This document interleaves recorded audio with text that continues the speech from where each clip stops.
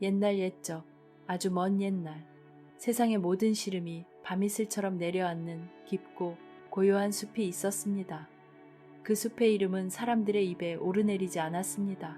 그저 마음의 평화가 필요한 이들이 달빛을 따라 걷다 보면 자연스레 발길이 닿는 그런 신비로운 곳이었습니다. 숲은 살아있는 생명체처럼 스스로 숨을 쉬었고 사계절 내내 자신만의 언어로 속삭였습니다. 봄이면 새싹이 돋아나는 소리, 여름이면 매미들의 합창, 가을이면 낙엽이 바람에 스치는 소리, 그리고 겨울이면 흰 눈이 소복이 쌓이는 침묵의 소리까지, 이 모든 것이 숲의 언어이자 노래였습니다.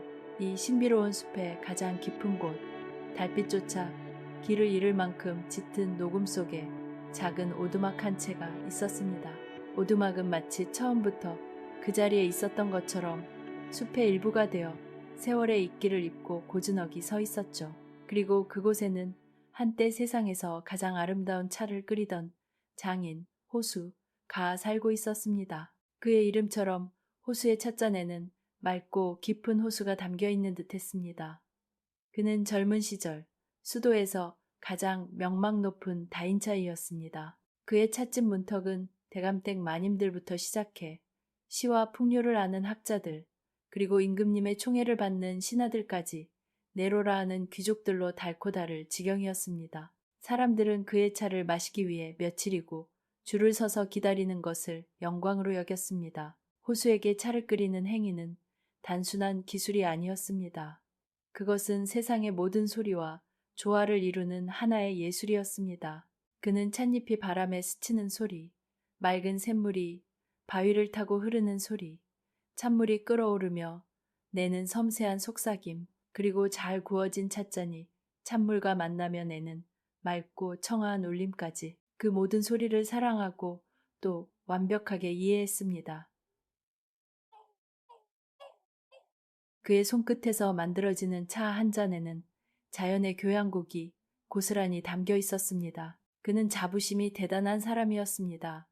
자신의 예술에 대한 확신은 하늘을 찔렀고 그의 눈은 언제나 오만할 정도로 높았습니다. 그는 천상의 소리를 담아낸 자신의 차는 오직 그것을 이해할 수 있는 고귀한 이들만이 마실 자격이 있다고 믿었습니다. 평범한 사람들의 투박한 손과 귀는 자신의 예술을 더럽힐 뿐이라 여겼죠. 그의 찻집은 높은 담장처럼 부와 명예를 가진 자들만을 위한 성역이었습니다. 하지만 운명은 때로 가장 높은 곳에 있는 이를 가장 깊은 침묵 속으로 밀어 넣기도 하는 법입니다. 어느 늦가을 지독한 열병이 그를 덮쳤습니다. 며칠 밤낮으로 그는 불덩이 같은 몸으로 사경을 헤맸고 가까스로 목숨은 건졌지만 그는 세상에서 가장 소중한 것을 잃고 말았습니다. 바로 소리였습니다. 병상에서 깨어난 그의 세상은 이전과 완전히 다른 곳이 되어 있었습니다. 창밖에서는 여전히 바람이 불고 나뭇잎이 흔들렸지만 그의 귀에는 아무것도 들리지 않았습니다. 사람들의 입은 움직였지만 그들의 목소리는 닿지 않았습니다. 세상은 거대한 무성영화처럼 소리 없이 움직이는 그림자의 연속일 뿐이었습니다. 절망이 그의 온몸을 휘감았습니다. 그는 미친 사람처럼 자신의 귀를 때리고 소리를 질렀지만 돌아오는 것은 텅 빈 침묵뿐이었습니다. 그의 예술, 그의 삶, 그의 모든 것이었던 소리가 사라진 것입니다. 그는 떨리는 손으로 찻 주전자를 들었습니다. 언제나처럼 물을 끓이고 찻잎을 넣었습니다. 하지만 그의 귀에는 아무것도 들리지 않았습니다. 물이 끓는지, 찻잎이 얼마나 우러났는지 그는 더 이상 알 수 없었습니다. 눈으로만 짐작할 뿐이었죠. 그가 찻잔에 차를 따랐을 때 언제나 그의 마음을 울리던 그 맑고 청아한 소리는 더 이상 존재하지 않았습니다. 그저 찻잔 위로 김이 피어오르는 의미 없는 액체의 움직임만이 보일 뿐이었습니다. 그가 내놓은 차는 형편없었습니다. 너무 쓰거나 혹은 너무 밍밍했습니다. 소리를 잃은 그의 차는 영혼을 잃은 음악과도 같았습니다. 그의 명성은 하루아침에 땅으로 곤두박질 쳤습니다. 사람들은 수군거렸습니다. 천하의 호수가 이제 끝났군. 소리를 듣지 못하는 다인이라니 가당키나 한 소린가. 한때 그의 찻집을 가득 메웠던 귀족들의 발길은 뚝 끊겼습니다. 오만했던 그의 성은 그렇게 허무하게 무너져 내렸습니다. 모든 것을 잃은 호수는 깊은 절망 속에서 수도를 떠났습니다. 그의 발길이 닿은 곳은 바로 세상과 단절된 이 깊은 숲속이었습니다. 그는 잊혀진 오두막을 발견하고 그곳에 자신의 남은 생을 가두기로 결심했습니다. 더 이상 아무도 그의 차를 원하지 않았고 그 자신도 더 이상 차를 끓일 이유를 찾지 못했습니다. 고요의 숲은 그에게 더 이상 아름다운 음악을 들려주지 않았습니다. 그저 끝없는 침묵으로 그를 짓누르는 감옥일 뿐이었습니다. 밤이 되면 그는 오두막에 홀로 앉아 창밖을 하염없이 바라보았습니다. 달빛이 나뭇잎 사이로 부서져 내리는 모습, 반딧불이가 어둠 속에서 빛의 궤적을 그리는 모습, 바람에 나무들이 춤을 추는 모습, 그 모든 것이 소리 없는 흑백 영화처럼 그의 눈에 담겼다가 허무하게 사라졌습니다. 그의 마음은 메마른 호수처럼 쩍쩍 갈라져 갔습니다. 그는 세상의 모든 소리를 잃어버렸고 자기 자신마저 잃어버렸습니다. 그의 손은 한때 천상의 차를 빚어내던 그 섬세함을 잃고 거칠어졌으며 그의 눈은 총기를 잃고 깊은 슬픔과 공허함만이 가득했습니다. 그렇게 시간은 소리 없이 흘러갔습니다.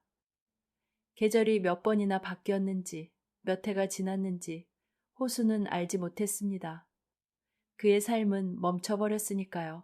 매일 밤 그는 똑같은 절망 속에서 잠이 들고 똑같은 침묵 속에서 눈을 떴습니다. 이 깊고 고요한 숲은 소리를 잃은 한 외로운 장인의 거대한 무덤이 되어가고 있었습니다. 오늘 밤 이 이야기가 당신의 마음에 작은 위로가 되길 바랍니다. 구독과 좋아요로 저희의 여정에 함께해 주세요. 고요의 숲에 갇힌 호수의 밤은 길고 또 깊었습니다. 침묵 속에서 그의 감각은 더욱 예민해졌지만 그 예민함은 오직 상실의 고통만을 선명하게 할 뿐이었죠. 그는 눈을 감았습니다. 귀가 아닌 마음으로 듣기 위해서였습니다.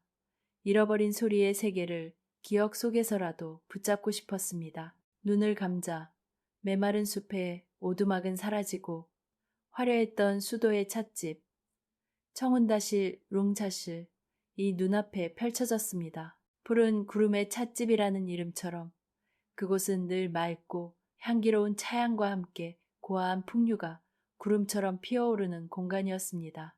가장 먼저 떠오른 것은 소리였습니다. 아침을 여는 찻집의 소리, 잘 마른 장작이 아궁이에서 타닥타닥 경쾌하게 타오르는 소리, 무쇠솥 안에서 맑은 샘물이 끓어오르며 처음에는 작은 기포들이 사르르 속삭이다가 이내 힘찬 생명력으로 보글보글 노래하는 소리. 호수는 그 미세한 소리의 변화만으로도 물의 온도를 정확히 알 수 있었습니다. 몇 도의 물이 어떤 찻잎의 영혼을 가장 잘 깨워주는지를 본능처럼 꿰뚫고 있었죠. 기억 속에서 그는 최고급 비단으로 만든 다복을 정갈하게 차려입고 있었습니다. 그의 손길이 닿는 모든 것들이 음악을 연주했습니다.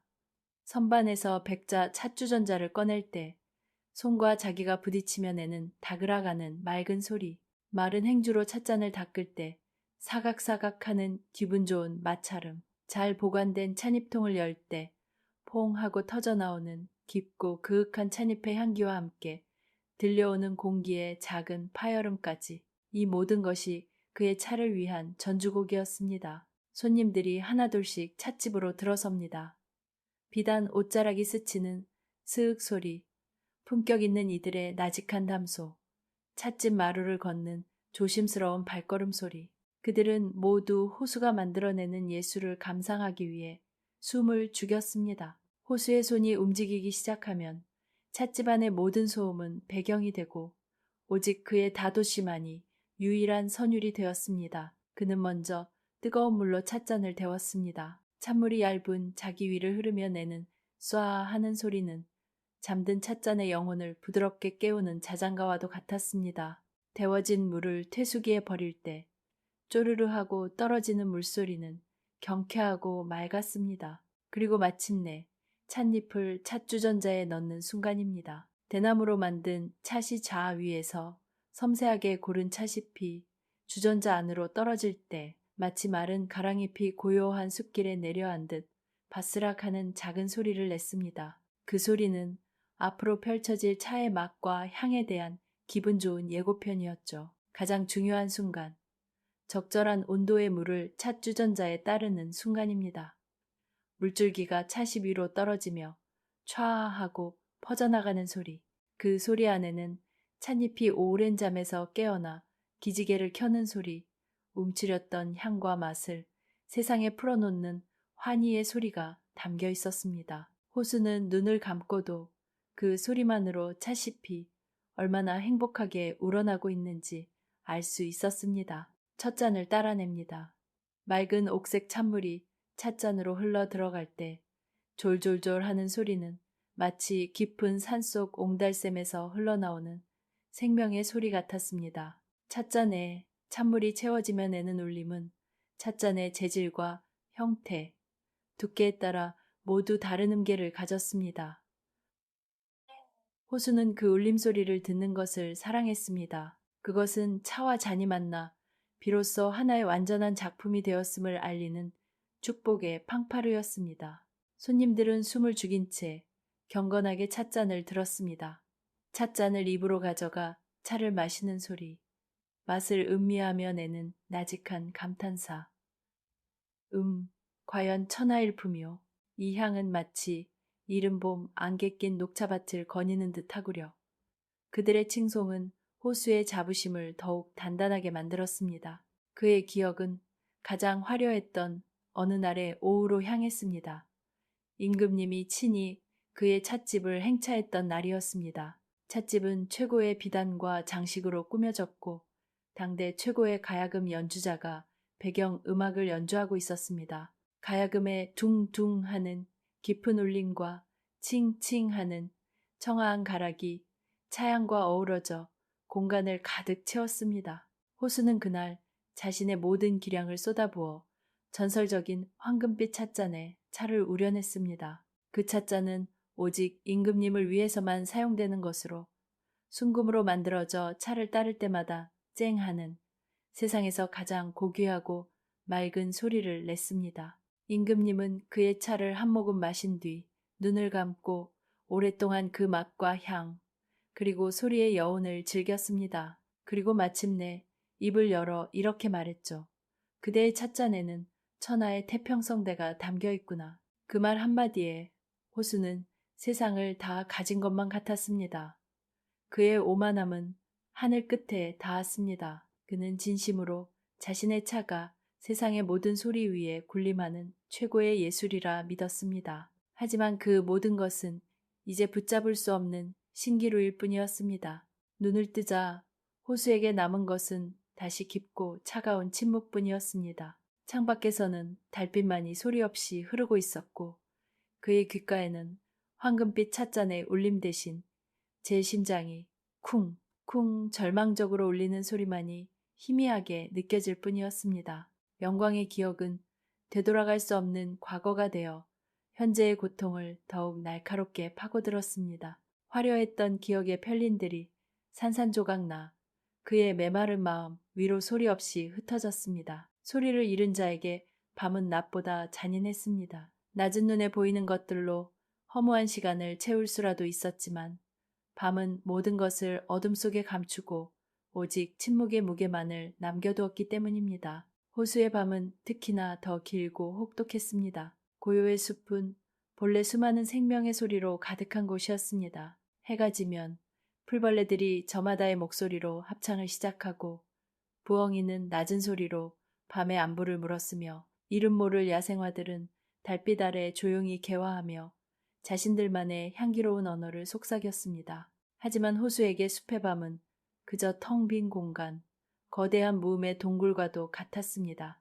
그는 오두막 문턱에 걸터앉아 무릎을 감싸 안고 어둠을 응시했습니다. 예전 같았으면 지금쯤 귀뚜라미들이 귀뚤귀뚤하고 가을의 서정을 노래하고 있을 시간이었습니다. 그는 눈을 감고 필사적으로 그 소리를 떠올려 보려 애썼습니다. 어린 시절 할머니의 무릎을 베고 누워 듣던 정겨운 귀뚜라미 소리. 그 소리는 언제나 마음을 편안하게 하고 단잠을 부르는 최고의 자장가였습니다. 하지만 이제 그의 기억 속 귀뚜라미는 더 이상 울지 않았습니다. 소리가 없는 기억은 색이 바랜 그림처럼 힘을 잃고 희미해져 갈 뿐이었습니다. 그는 눈을 떴습니다. 그리고 움직이는 것들에 집중하기 시작했습니다. 소리를 들을 수 없다면 소리를 만들어내는 주체들의 움직임을 눈으로 쫓는 것이 그가 할 수 있는 유일한 일이었습니다. 마당가의 풀잎 위 작은 여치가 앉아 있었습니다. 더듬이를 조심스럽게 움직이며 주변을 살피더니 이내 뒷날개를 빠르게 비비기 시작했습니다. 호수는 그 움직임을 똑똑히 보았습니다. 분명 저 날개짓은 아름다운 노래를 만들어내고 있을 터였습니다.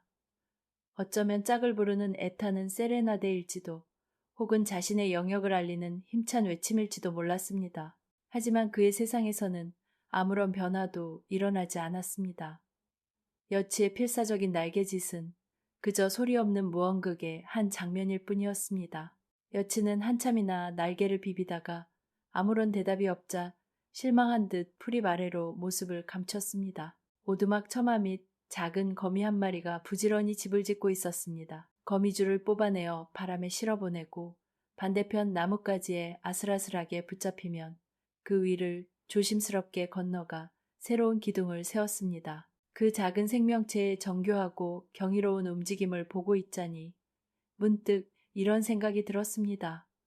저 거미줄이 바람에 스칠 때 아주 미세한 소리가 나지 않을까? 마치 가야금줄을 아주 약하게 튕기는 것처럼. 그는 상상 속에서 그 소리를 그려보려 했지만 그의 머릿속은 텅 비어 있었습니다. 한 번도 들어본 적 없는 소리를 상상해내는 것은 태어나서 한 번도 색을 본 적 없는 사람에게 무지개를 설명하는 것만큼이나 불가능한 일이었습니다. 밤이 깊어지자 하늘에서는 달이 차오르기 시작했습니다.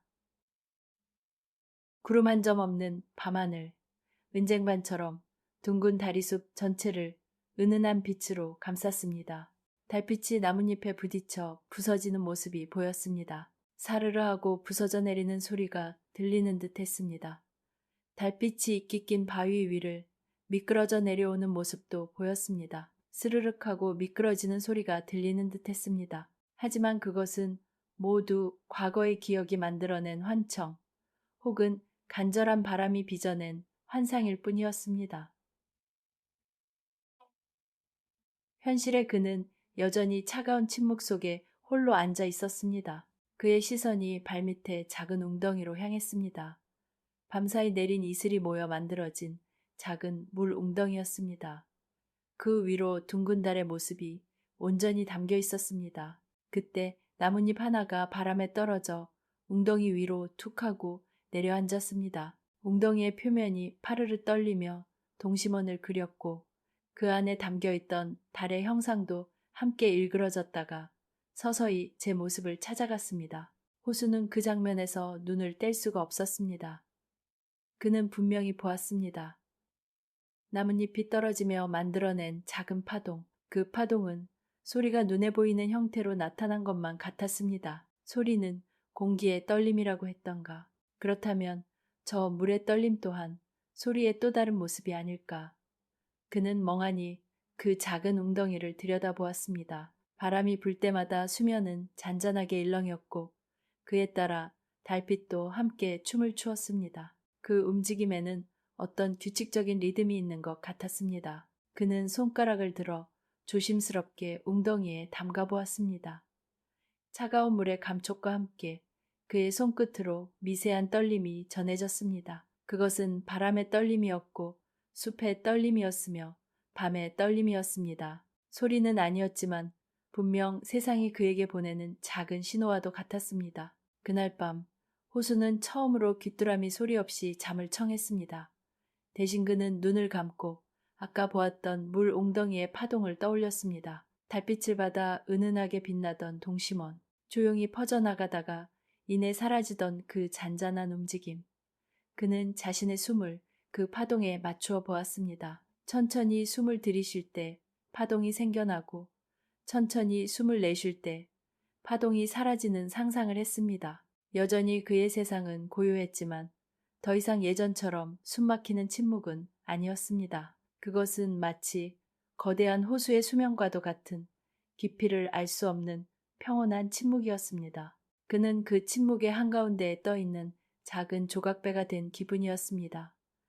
절망의 파도는 멎었고 이제 그는 그저 고요한 수면 위를 표류하고 있을 뿐이었습니다. 비록 어디로 가야 할지는 알 수 없었지만 적어도 가라앉지는 않을 것이라는 작은 희망. 그 희망을 품은 채 그는 아주 오랜만에 깊은 잠에 빠져들었습니다. 고요의 숲에 첫서리가 내리던 어느 늦가을 아침, 호수는 여느 때처럼 오두막을 나섰습니다. 밤새 하얗게 내려앉은 서리가 마른 풀잎과 나뭇가지마다 은빛꽃을 피워놓은 풍경은 소리 없이도 충분히 아름다웠습니다. 하지만 그 아름다움은 더 이상 그의 마음에 어떤 감흥도 불러일으키지 못했습니다. 그는 그저 땔감을 구하기 위해 기계적으로 발걸음을 옮길 뿐이었습니다. 숲은 온통 마른 낙엽으로 뒤덮여 있었습니다. 그의 발이 닿을 때마다 낙엽들은 아무런 소리 없이 부서져 내렸습니다. 예전 같았으면 바삭바삭 하고 경쾌한 소리를 내며 걷는 재미라도 있었을 테지만 지금 그의 발걸음은 마치 푹신한 솜 위를 걷는 것처럼 아무런 감각도 느껴지지 않았습니다. 그렇게 한참 동안 숲을 헤매던 그의 발걸음이 문득 멈췄습니다. 그의 시선이 숲길 저편의 한 지점에 고정되었습니다. 누군가 천천히 이쪽으로 걸어오고 있었습니다. 이 깊은 숲속에 자신 말고 또 다른 사람이 있다는 사실이 놀라웠지만 그보다 더 그의 신경을 사로잡은 것은 다른 것이었습니다. 그것은 바로 진동이었습니다. 귀로 들리는 소리가 아니라 땅을 통해 발바닥으로 전해져 오는 아주 미세한 떨림, 뚝뚝 하고 규칙적으로 울리는 그 진동은 누군가의 발걸음이 틀림없었습니다. 소리를 잃은 후 처음으로 그는 듣는 것과 비슷한 경험을 하고 있었습니다. 가까워질수록 형체는 더욱 분명해졌습니다. 수수한 무명옷을 입은 한 처녀였습니다. 처녀는 손에 긴 지팡이를 쥐고 땅을 더듬으며 조심스럽게 걷고 있었습니다. 그리고 그녀의 두 눈은 초점 없이 허공을 향해 있었습니다. 그녀는 앞을 보지 못하는 맹인이었습니다. 호수는 자신도 모르게 나무 뒤로 몸을 숨겼습니다. 사람을 만나는 것이 두려웠습니다. 자신의 초라한 모습을 보이고 싶지 않았고 말을 걸어와도 대답할 수 없는 자신을 설명하고 싶지도 않았습니다. 그는 그저 처녀가 자신을 보지 못하고 지나가기만을 바랐습니다. 처녀의 발걸음이 점점 더 가까워졌습니다. 땅을 울리는 진동도 더욱 선명해졌습니다. 툭, 툭 하는 발소리는 신기하게도 조금의 흐트러짐도 없이 일정했습니다. 마치 그녀의 발이 땅의 심장박동 소리를 듣고 있는 것만 같았습니다. 그런데 이상한 일이 일어났습니다. 처녀는 호수가 숨어있는 나무 앞에서 갑자기 걸음을 멈췄습니다. 그리고는 고개를 살짝 기울이더니 정확히 호수가 있는 방향을 향해 말했습니다. 거기 누구 계시지요? 목소리는 맑고 부드러웠지만 호수는 심장이 멎는 듯한 충격을 받았습니다. 어떻게 알았을까? 앞을 보지 못하는 그녀가 어떻게 자신이 여기 숨어 있다는 것을 알았을까? 그는 숨을 죽인 채 아무런 대답도 하지 않았습니다. 처녀는 잠시 기다리다가 다시 한번 부드럽게 말했습니다. 인기척이 느껴져서요. 혹 놀라게 해드렸다면 죄송합니다. 그녀는 마치 모든 것을 보고 있다는 듯이 말했습니다. 호수는 혼란스러웠습니다. 그의 존재는 소리를 내지 않았습니다. 그는 그림자처럼 조용히 서 있었을 뿐입니다. 그런데 그녀는 어떻게 인기척을 느꼈을까요? 처녀는 더 이상 묻지 않고 다시 지팡이를 놀려 길을 가려 했습니다. 그때였습니다. 그녀의 발이 마른 나뭇가지를 밟았습니다. 우두둑하고 나뭇가지가 부러지는 소리가 났어야 할 장면이었지만 호수의 세상에서는 아무 일도 일어나지 않았습니다. 하지만 처녀는 순간적으로 균형을 잃고 비틀거렸습니다. 그녀의 손에서 지팡이가 떨어져 나갔고 몸이 옆으로 기울어졌습니다. 그 순간 호수는 자기도 모르게 나무 뒤에서 뛰쳐나왔습니다. 그는 몸을 날려 쓰러지려는 처녀의 팔을 붙잡았습니다. 그의 손이 처녀의 팔에 닿는 순간 호수는 다시 한번 놀랐습니다. 가녀린 팔에서 전해져 오는 따뜻한 온기. 사람의 온기를 느껴본 것이 얼마 만인지 기억조차 나지 않았습니다. 처녀는 그의 부축에 몸을 기댄 채 놀란 숨을 몰아쉬었습니다. 그리고는 고개를 들어 그를 향해 희미하게 미소 지었습니다. 고맙습니다. 덕분에 넘어지지 않았네요. 그녀의 얼굴은 가까이서 보니 더욱 맑고 깨끗했습니다. 비록 두 눈은 빛을 잃었지만 그 얼굴에는 그늘 한 점 없이 평화로운 기운이 감돌고 있었습니다. 호수는 아무 말도 할 수 없었습니다. 그는 그저 그녀를 붙잡은 팔에 힘을 주며 고개를 저을 뿐이었습니다.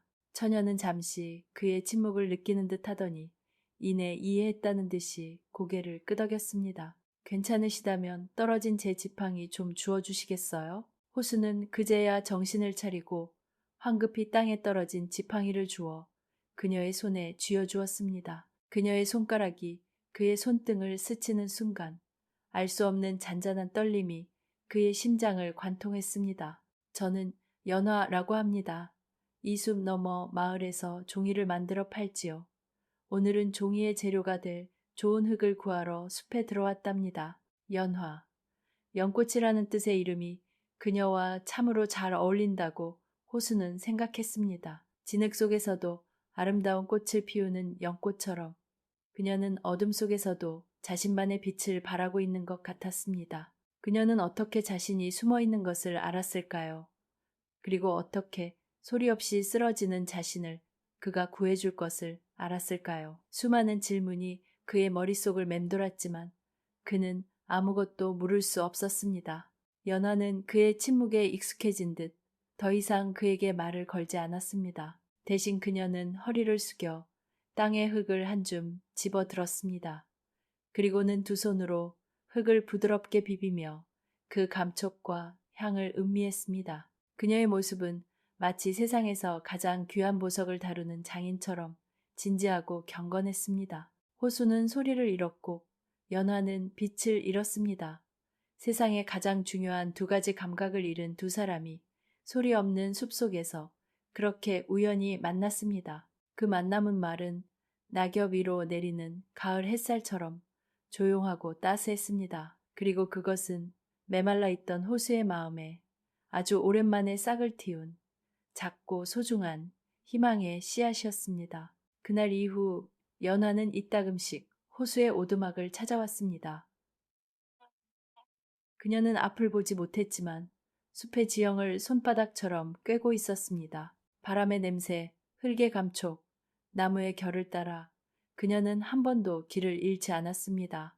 호수는 처음에는 그녀의 방문이 낯설고 불편했지만 아무것도 묻지도 바라지도 않는 그녀의 평온한 존재감에 서서히 익숙해져 갔습니다. 두 사람 사이에는 말이 필요 없었습니다.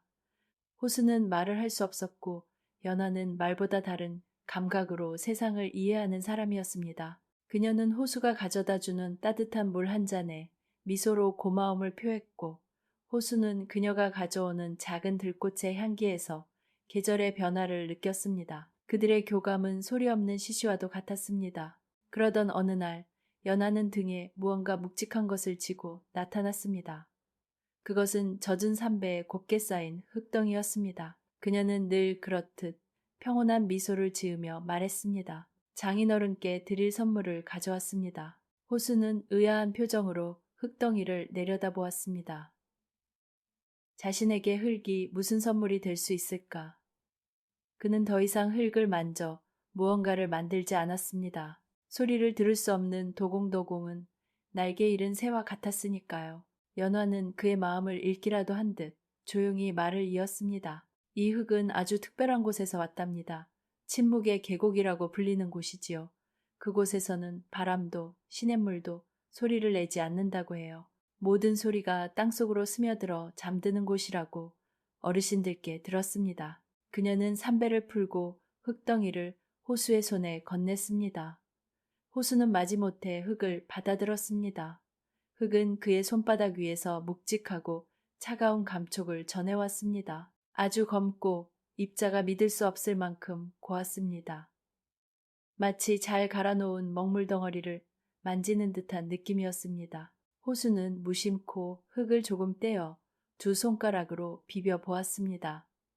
보통의 흙기라면 입자들이 부서지며 사르륵 하는 작은 소리를 내기 마련이었습니다. 하지만 이 흙은 아무런 소리도 내지 않았습니다. 그저 그의 손가락 사이에서 소리 없이 으깨지며 부드럽게 퍼져나갈 뿐이었습니다. 신기한 일이었습니다. 연화는 그의 손놀림을 보고 있는 것처럼 말했습니다. 그 흙은 소리를 품지 않는다고 해요. 대신 세상의 모든 감촉과 향기를 기억하는 흙이라고 들었습니다. 어쩌면 장인어른의 손끝에서 새로운 이야기를 만들어낼 수 있을지도 모른다고 생각했어요. 새로운 이야기. 그 말은 호수의 맘속에 잊고 있던 작은 불씨를 건드리는 듯 했습니다. 그는 오랫동안 자신의 이야기는 끝났다고 생각하며 살아왔습니다. 하지만 그의 눈앞에 있는 이 눈먼 처녀는 그의 끝에서 새로운 시작을 보고 있었습니다. 그는 흙덩이를 들고 오두막 안으로 들어갔습니다. 한쪽 구석에 먼지를 뒤집어 쓴 채 방치되어 있던 물레가 보였습니다. 한때 그의 분신과도 같았던 세상에서 가장 아름다운 소리를 내던 그 물레였습니다. 그는 마른 행주로 물레 위에 먼지를 닦아냈습니다. 그의 손길은 어색하고 더뎠지만 그 행위 속에는 아주 오랜만에 느껴보는 작은 설렘이 담겨 있었습니다. 그는 물레 앞에 앉아 흙덩이를 올려놓았습니다. 그리고 발로 물레를 천천히 돌리기 시작했습니다. 삐걱삐걱하고 녹슨 소리가 났어야 할 물레는 마치 그의 침묵에 동화되기라도 한 듯 아무런 소리도 내지 않았습니다. 그저 조용히 돌아갈 뿐이었습니다. 그는 흙에 물을 붓고 두 손으로 감싸쥐었습니다.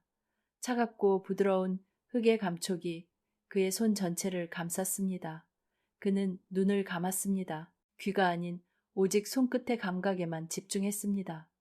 흙이 그의 손 안에서 숨을 쉬고 물과 섞이며 새로운 생명으로 태어나는 과정이 고스란히 느껴졌습니다. 보통의 도공들은 흙이 중심을 잡을 때 내는 미세한 소리를 들으며 작업의 균형을 맞춥니다. 하지만 그는 그럴 수 없었습니다. 그는 오직 손바닥과 손가락 끝으로 전해지는 흙의 미세한 떨림과 저항감에 의지해야만 했습니다. 그것은 어둠 속에서 외주를 타는 것과 같은 아슬아슬하고 고독한 작업이었습니다. 시간이 얼마나 흘렀을까? 그의 이마에는 땀이 송골송골 맺혔습니다. 하지만 그의 마음은 놀라울 정도로 평온했습니다. 세상의 모든 소음이 차단된 채 오직 자신과 흙, 그리고 돌아가는 물레만이 존재하는 절대적인 고요. 그 고요 속에서 그는 역설적으로 살아있음을 느꼈습니다. 연화는 그가 작업하는 동안 오두막 문턱에 조용히 앉아 있었습니다. 그녀는 아무 말도 하지 않았지만 그녀의 존재 자체가 호수에게는 큰 위로와 응원이 되었습니다.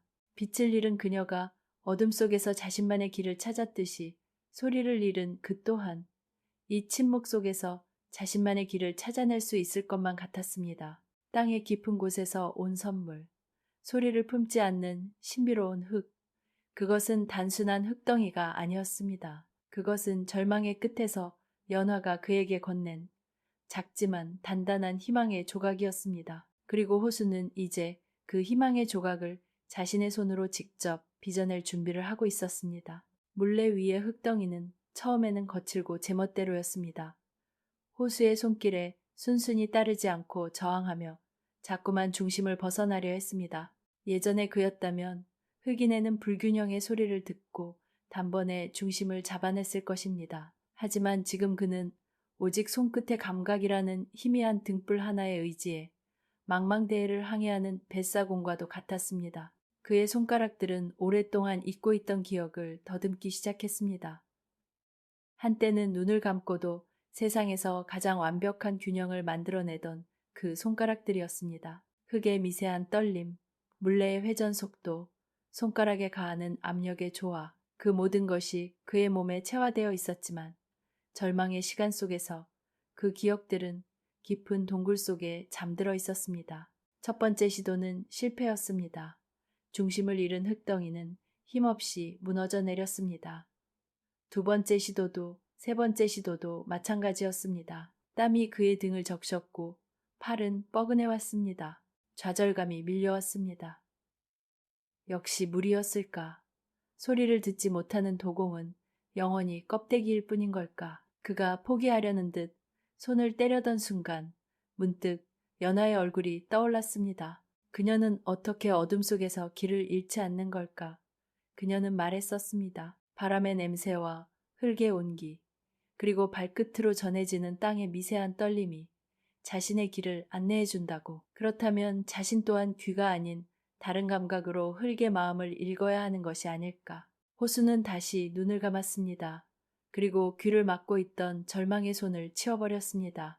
대신 그는 자신의 온 신경을 손가락 끝으로 모았습니다. 그는 들으려 하지 않고 느끼려 했습니다. 손바닥 전체로 흙을 부드럽게 감쌌습니다. 흙의 차가운 온도가 느껴졌습니다. 물레가 돌기 시작하자 원심력에 의해 흙이 밖으로 밀려나려는 미세한 힘이 감지되었습니다. 그는 그 힘에 저항하지 않고 오히려 그 힘을 이용하기로 했습니다. 흙이 가고 싶어하는 길을 열어주되 그의 손가락이 그 길의 방향을 부드럽게 인도하는 것이었습니다. 그는 흙과 싸우는 것을 멈추고 흙과 대화를 시작했습니다. 어디로 가고 싶으냐? 얼마나 높아지고 싶으냐? 어떤 모양을 꿈꾸고 있느냐? 그의 손가락은 질문을 던지는 악사가 되었고 흙은 침묵으로 대답하는 무의가 되었습니다. 그러자 놀라운 변화가 일어났습니다. 거칠게 저항하던 흙이 어느 순간 그의 손길에 순응하기 시작했습니다. 그의 손바닥 안에서 흙은 더 이상 제멋대로인 덩어리가 아니었습니다. 그것은 살아있는 생명체처럼 그의 의지를 느끼고 반응했습니다. 호수는 손끝으로 흙의 중심을 느낄 수 있었습니다. 소리로 확인하지 않아도 완벽한 균형 상태에 도달했을 때 흙이 보내오는 그 고요하고 안정적인 떨림. 그는 마침내 흙의 언어를 다시 이해하기 시작한 것입니다. 중심을 잡은 흙은 그의 손가락이 이끄는 대로 부드럽게 솟아오르기 시작했습니다.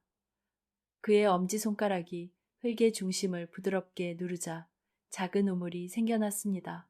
양손의 손가락들이 안과 밖에서 조심스럽게 벽을 세워 올렸습니다.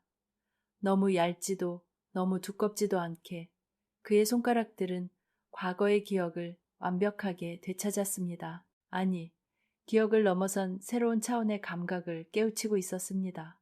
예전에는 소리에 의존해 기계적으로 만들어냈던 완벽함이었습니다. 하지만 지금은 흙의 작은 숨결 하나하나를 느끼며 교감하는 과정 속에서 태어나는 유기적인 완벽함이었습니다. 그의 손끝은 그 어느 때보다 예민하고 섬세해졌습니다.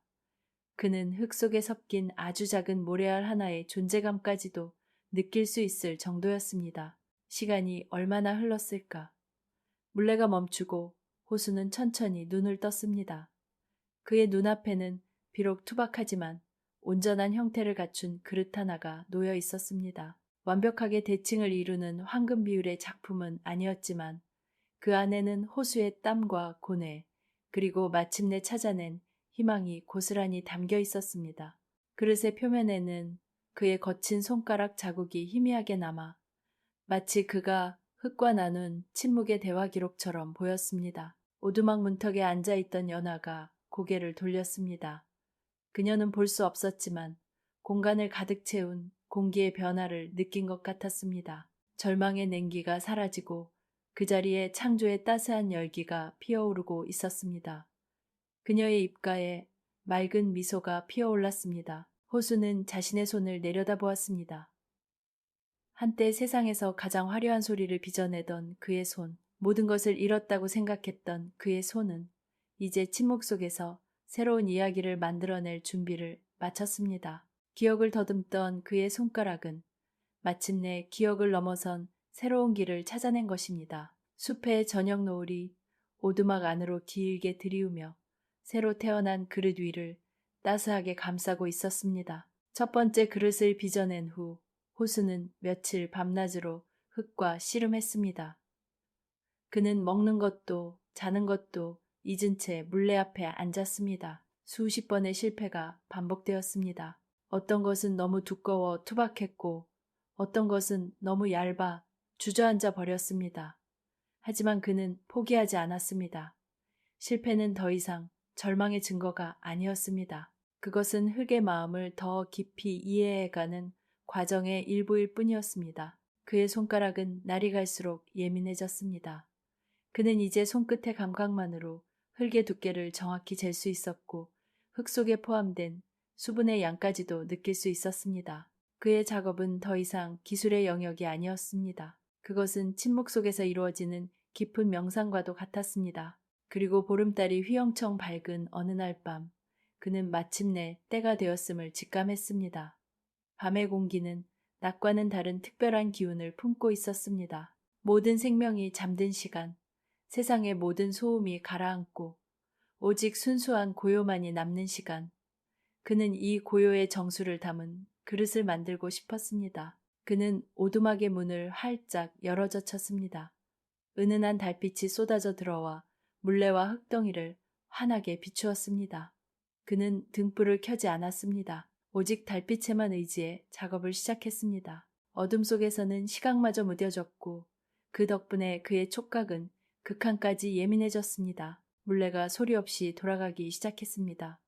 그는 숨을 깊게 들이쉬었습니다. 서늘한 밤 공기가 그의 폐부를 가득 채웠고 그의 마음은 텅 빈 하늘처럼 고요해졌습니다.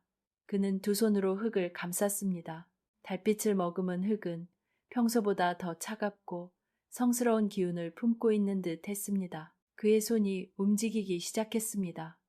이번에는 어떤 의도도 욕심도 없었습니다. 그는 만들려 하지 않고 그저 흙이 스스로 되어가도록 돕는 조력자의 역할을 할 뿐이었습니다. 그의 손가락은 달빛 아래 춤을 추는 한 쌍의 나비처럼 흙 위를 부드럽게 맴돌았습니다. 흙이 솟아오르기 시작했습니다. 아주 천천히 그리고 부드럽게 마치 밤사이 피어나는 달맞이꽃처럼. 호수는 그릇의 형태를 미리 정하지 않았습니다.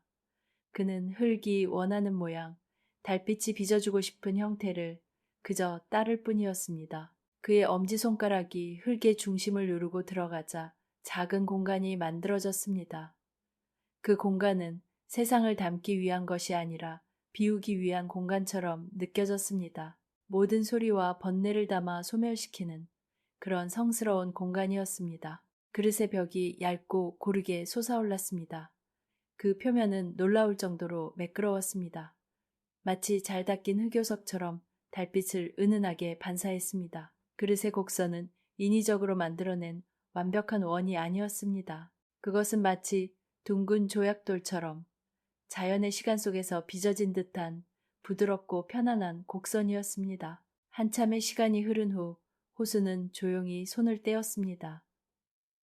물레가 멈추고 달빛 아래 완벽한 고요를 품은 찻잔 하나가 모습을 드러냈습니다. 그것은 그가 평생 만들어온 그 어떤 찻잔과도 달랐습니다. 화려한 장식도 기교를 부린 형태도 아니었습니다. 하지만 그 단순함 속에는 말로 표현할 수 없는 깊이와 품격이 담겨 있었습니다. 찻잔은 그 자체로 하나의 작은 우주와도 같았습니다. 밤하늘의 고요와 달빛의 평온, 그리고 그것을 빚어낸 장인의 침묵의 언어가 그 안에 오롯이 담겨 있었습니다. 호수는 조심스럽게 찻잔을 물레에서 떼어냈습니다. 그의 손에 들린 찻잔은 놀라울 만큼 가벼웠습니다. 마치 무게가 없는 것처럼. 그는 찻잔을 두 손으로 감싸쥐고 가만히 눈을 감았습니다. 그러자 찻잔을 통해 달빛의 차가운 기운과 밤의 고요한 숨결이 그의 온몸으로 전해져 오는 듯 했습니다. 창밖에서는 바람이 불어 나뭇잎들이 흔들렸습니다. 소쩍새가 구슬프게 우는 소리가 들렸어야 할 밤이었습니다. 하지만 호수의 세상은 여전히 고요했습니다. 하지만 더 이상 그 고요는 공허하거나 외롭지 않았습니다. 그의 손에 들린 이 작은 찻잔이 세상의 모든 소란을 잠재우고 오직 평화만을 남기는 그런 위대한 침묵의 그릇이 되어줄 것만 같았습니다. 달빛 아래 그는 자신의 창조물을 오랫동안 바라보았습니다. 그것은 소리를 잃은 한 장이니 침묵의 언어로 빚어낸 세상에서 가장 아름다운 시시였습니다. 달빛 아래 빚어진 찻잔은 조심스럽게 그늘에 놓여 며칠 동안 천천히 건조되었습니다. 호수는 매일 찻잔의 상태를 살폈습니다. 손가락으로 표면을 쓸어보며 수분이 얼마나 날아갔는지, 혹시라도 미세한 균열이 생기지는 않았는지 확인했습니다. 그 과정은 마치 갓 태어난 아기를 돌보는 것처럼 세심하고 정성스러웠습니다. 마침내 찻잔이 가마에 들어갈 준비를 마쳤습니다. 흙의 생명이 끝나고 불의 심판을 통해 새로운 생명으로 다시 태어나는 가장 중요한 순간이었습니다. 호수는 오두막 뒤편에 있던 작은 가마를 수리했습니다. 오랫동안 사용하지 않아 군데군데 무너지고 금이가 있었지만 그는 며칠에 걸쳐 정성껏 보수했습니다. 예전 같았으면 불이 셀 때 나는 소리나 공기가 드나드는 소리를 듣고 완벽하게 수리했을 테지만 이제 그는 오직 손의 감각과 경험에 의지해야 했습니다. 그는 틈새를 진흙으로 메우고 손으로 더듬어가며 바람이 들어올 만한 곳이 없는지 꼼꼼히 확인했습니다. 가마가 준비되자 그는 가장 좋은 말은 소나무 장작을 골라 가마 안에 차곡차곡 쌓았습니다. 그리고 가장 깊숙하고 안전한 자리에 마치 귀한 보물을 모시듯 찻잔을 조심스럽게 안치했습니다. 불을 지피기 전 호수는 가마 앞에서 오랫동안 눈을 감고 서 있었습니다. 그의 마음속에는 기대와 두려움이 교차했습니다. 불은 모든 것을 완성시키기도 하지만 동시에 모든 것을 파괴하기도 하는 존재였습니다. 너무 뜨거우면 찻잔은 녹아내려 형태를 잃을 것이고 너무 약하면 제대로 구워지지 않아 쓸모없는 흙덩이로 남을 것이었습니다. 예전에 그는 불꽃이 내는 소리를 들으며 불의 온도를 조절했습니다. 장작이 타오르며 내는 활활 소리, 불꽃이 감아 벽을 핥으며 내는 씩씩 소리, 공기가 타들어가며 내는 미세한 웅웅거림, 그 모든 소리가 그에게는 불의 언어였고 그는 그 언어를 완벽하게 이해하는 지휘자였습니다. 하지만 이제 그는 귀머거리 지휘자였습니다. 그는 숨을 깊게 들이쉬고 부싯돌을 켰습니다. 마른 짚에 불이 붙고 이내 장작으로 옮겨 붙었습니다. 불꽃이 피어오르기 시작했습니다. 하지만 그의 세상에서는 아무런 소리도 들리지 않았습니다. 그저 어두운 가마 안쪽이 붉은 빛으로 물들며 모든 것이 아지랑이처럼 조용히 흔들릴 뿐이었습니다. 부른 소리 없이 춤을 추었습니다. 호수는 가마의 작은 구멍을 통해 그 춤을 지켜보았습니다.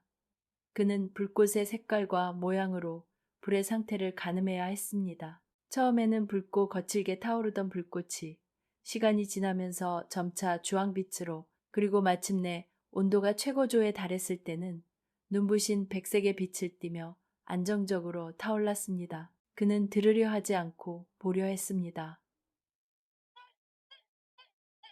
불꽃의 움직임 속에서 리듬을 읽으려 애썼습니다. 그는 불꽃이 단순한 빛이 아니라 살아있는 생명체라고 생각하기로 했습니다. 자신처럼 말을 하지 못하지만 온몸으로 자신의 상태를 표현하고 있는 존재라고. 그는 가마 벽에 조심스럽게 손을 대보았습니다.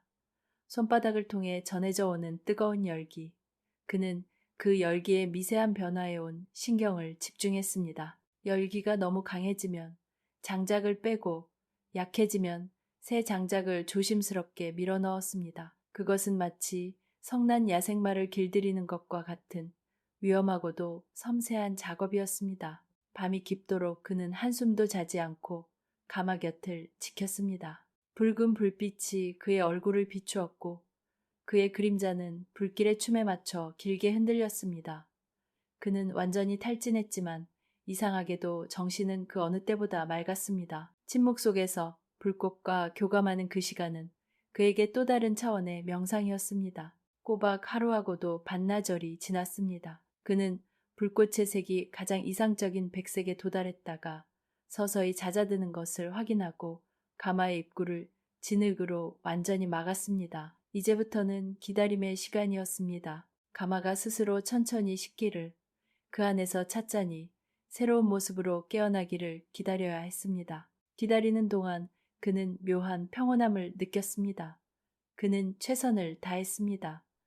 자신의 모든 감각과 경험, 그리고 영혼을 쏟아 부었습니다. 결과는 하늘에 맡길 뿐이었습니다. 설령 찻잔이 깨져 나온다 해도 그는 후회하지 않을 것 같았습니다. 말없는 불꽃과 함께했던 그 뜨거운 밤은 그 자체로 이미 충분히 의미 있는 과정이었기 때문입니다. 그는 가마 옆에 지친 몸을 뉘었습니다. 아직 온기가 남아있는 가마 벽이 그의 등을 따스하게 데워주었습니다. 그는 아주 오랜만에 소리가 아닌 다른 존재와 깊은 대화를 나누었습니다. 그리고 그 충만함 속에서 깊고 평화로운 잠에 빠져들었습니다. 숲의 새벽이 밝아올 때까지 가마는 그의 곁에서 조용히 숨을 쉬고 있었습니다. 이틀이라는 시간이 영원처럼 길게 느껴졌습니다. 호수는 가마가 완전히 식을 때까지 인내심을 갖고 기다렸습니다. 조급한 마음에 너무 일찍 가마를 열면 급격한 온도 변화로 인해 찻잔이 깨져버릴 수 있다는 것을 그는 잘 알고 있었습니다. 그는 기다림의 시간 동안 마음을 비우는 연습을 했습니다. 찻잔에 대한 기대를 버리고 그저 결과를 온전히 받아들이기로 했습니다. 마침내 가마의 표면에서 더 이상 아무런 온기도 느껴지지 않는 날이 왔습니다. 그날은 유난히 하늘이 맑고 바람이 없는 날이었습니다. 숲 전체가 숨을 죽이고 그의 손길을 기다리고 있는 듯 했습니다. 호수는 심호흡을 한번 하고 가마의 입구를 막고 있던 말은 진흙을 조심스럽게 떼어내기 시작했습니다. 흙덩이가 툭툭 하고 떨어져 내렸지만 그의 세상에서는 아무 소리도 들리지 않았습니다. 어두운 가마의 입구가 서서히 모습을 드러냈습니다. 그는 떨리는 손을 가마 안으로 집어넣었습니다. 며칠 전 그가 찻잔을 놓아두었던 바로 그 자리, 그의 손끝에 차갑고 매끄러운 감촉이 닿았습니다. 깨지지 않았습니다. 그는 안도의 한숨을 내쉬며 조심스럽게 찻잔을 꺼내 햇빛 아래로 가져왔습니다. 그리고 그 순간 호수는 숨을 멈췄습니다. 그의 손에 들린 찻잔은 그가 상상했던 그 어떤 모습보다도 아름다웠습니다. 찻잔은 깊고 짙은 검은색이었습니다. 하지만 단순히 어둡기만 한 것이 아니었습니다. 그 표면은 마치 잘 닦인 밤하늘의 한 조각을 떼어온 것처럼 빛의 각도에 따라 은은한 광택을 뿜어냈습니다. 유약을 바르지 않았음에도 불구하고 그 표면은 비단처럼 매끄럽고 부드러웠습니다. 불꽃이 남기고 간 자연스러운 흔적들이 마치 밤하늘의 성운처럼 희미하게 번져 있어 신비로운 깊이감을 더해주었습니다. 그는 찻잔을 이리저리 돌려보았습니다. 달빛 아래 빚어냈던 그 부드러운 곡선은 불의 시련을 거치면서 더욱 단단하고 기품 있는 모습으로 완성되어 있었습니다. 인위적인 완벽함이 아닌 자연의 섭리 속에서 태어난 편안하고 온전한 아름다움이었습니다. 호수는 자신도 모르게 예전의 습관처럼 손톱으로 찻잔의 가장자리를 가볍게 튕겨보았습니다. 팅 하고 맑은 소리가 울려 퍼져야 할 순간이었습니다. 하지만 그의 손끝에서는 아무런 소리도 아무런 진동도 느껴지지 않았습니다. 마치 그의 손가락이 손뭉치를 건드린 것처럼 모든 충격이 찻잔 속으로 완벽하게 흡수되어 버리는 듯 했습니다. 소리를 품지 않는 흙, 연화의 말이 사실이었습니다. 이 찻잔은 소리를 거부하고 있었습니다. 아니, 소리를 집어삼키고 있었습니다. 그는 찻잔을 두 손으로 감싸 쥐었습니다. 그 안에 담긴 것은 완벽한 침묵이었습니다. 그것은 단순히 소리가 없는 상태가 아니었습니다. 주변의 모든 소음과 번뇌를 빨아들여 평화로운 무거의 상태로 돌려보내는 그런 능동적이고 강력한 침묵이었습니다. 그는 찻잔을 귀에 가까이 대보았습니다. 아무것도 들리지 않았습니다. 심지어 자신의 혈관을 흐르는 피의 소리, 심장이 뛰는 소리마저도 들리지 않는 듯한 착각에 빠졌습니다. 이 작은 찻잔이 만들어내는 고요의 영역 안에서는 세상의 모든 소란이 힘을 잃고 사라져버리는 것만 같았습니다. 그는 찻잔을 들고 오두막 앞에 작은 시냇가로 갔습니다. 맑은 물이 바위 사이를 졸졸거리며 흘러가고 있었습니다. 물론 그 소리는 그의 귀에 들리지 않았습니다. 그는 찻잔에 시냇물을 가득 담았습니다. 그리고 찻잔을 물끄러미 들여다보았습니다. 검은 찻잔 안에 담긴 맑은 물 위로 파란 가을 하늘과 흰 구름, 그리고 자신의 얼굴이 비쳤습니다. 그 모습은 마치 깊고 고요한 밤의 호수 수면에 세상이 투영된 것 같았습니다. 바람이 불어 수면이 잔잔하게 흔들렸지만 찻잔은 미동도 없이 그 모든 풍경을 묵묵히 담아내고 있었습니다. 문득 연화가 보고 싶어졌습니다. 이 찻잔을 가장 먼저 보여주고 싶은 사람은 이 찻잔의 시작을 함께 해준 그녀였습니다. 그녀라면 눈으로 보지 않아도 이 찻잔이 품고 있는 깊은 침묵과 평온함을 느낄 수 있을 것만 같았습니다. 호수는 찻잔을 소중하게 품에 안고 오두막으로 돌아왔습니다. 그의 마음은 아주 오랜만에 기쁨과 설렘으로 가득 찼습니다. 그는 소리를 잃었지만 대신 세상에 없는 새로운 것을 창조해냈습니다. 소리를 담기 위한 그릇이 아닌 침묵을 담기 위한 그릇. 그것은 그의 잃어버린 세상에 대한 대답이자 앞으로 살아갈 새로운 세상에 대한 질문이었습니다. 그리고 그는 이제 그 질문에 대한 답을 이 작은 찻잔과 함께 찾아나갈 준비가 되었습니다. 밤의 호수처럼 고요한 찻잔이 그의 손 안에서 묵직한 존재감으로 빛나고 있었습니다. 며칠 후 연화가 약속처럼 호수의 오두막을 찾아왔습니다. 그녀의 손에는 직접 만든 고운 한지가 들려 있었습니다. 호수는 말없이 그녀를 맞이하며 조심스럽게 보관해 두었던 검은 찻잔을 꺼내 들었습니다. 연화는 찻잔을 볼 수 없었지만 호수가 내어주는 기운의 변화를 통해 무언가 특별한 일이 일어났음을 직감했습니다. 그녀는 두 손을 내밀었습니다. 호수는 그녀의 손바닥 위에 찻잔을 가만히 올려주었습니다. 찻잔이 손에 닿는 순간 연화의 얼굴에 놀라움이 스쳐 지나갔습니다. 아, 나직한 탄성이 그녀의 입에서 흘러나왔습니다. 이토록 고요한 그릇은 처음 만져보아요. 마치 세상의 모든 소리가 이 안에서 잠들어 있는 것 같아요. 그녀는 눈을 감고 손가락으로 찻잔의 표면을 천천히 쓸어보았습니다. 그 부드러운 곡선과 매끄러운 감촉, 그리고 그 안에 담긴 깊이를 알 수 없는 침묵을 느끼는 듯 했습니다. 그녀의 모습은 마치 귀한 경전을 읽는 학자처럼 경건했습니다. 호수는 그녀의 반응에 가슴이 벅차올랐습니다. 자신의 의도가, 침묵의 언어가 그녀에게 온전히 전해진 것입니다. 그는 연화에게 차를 대접하고 싶어졌습니다. 이 찻잔으로 마시는 첫 차를 그녀와 함께하고 싶었습니다. 그는 며칠 전 가마를 식히는 동안 아궁이에 남은 열로 차씨풀 덮어두었습니다. 숲에서 직접 채취한 어린 차십들이었습니다. 그는 무쇠솥에 맑은 샘물을 붓고 불을 지폈습니다. 물이 끓는 소리는 들리지 않았지만 그는 피어오르는 김의 모양과 물의 표면이 떨리는 모습만으로도 물의 온도를 정확히 짐작할 수 있었습니다. 그의 감각은 이제 소리가 아닌 다른 방식으로 세상을 읽는데 완벽하게 적응해가고 있었습니다. 물이 알맞게 끓자 그는 찻주전자에 찻잎을 넣고 물을 부었습니다. 그윽한 차향이 오두막 안에 부드럽게 퍼져나갔습니다. 연화는 코를 킁킁거리며 미소 지었습니다. 향기만 맡아도 마음이 편안해지는 차네요.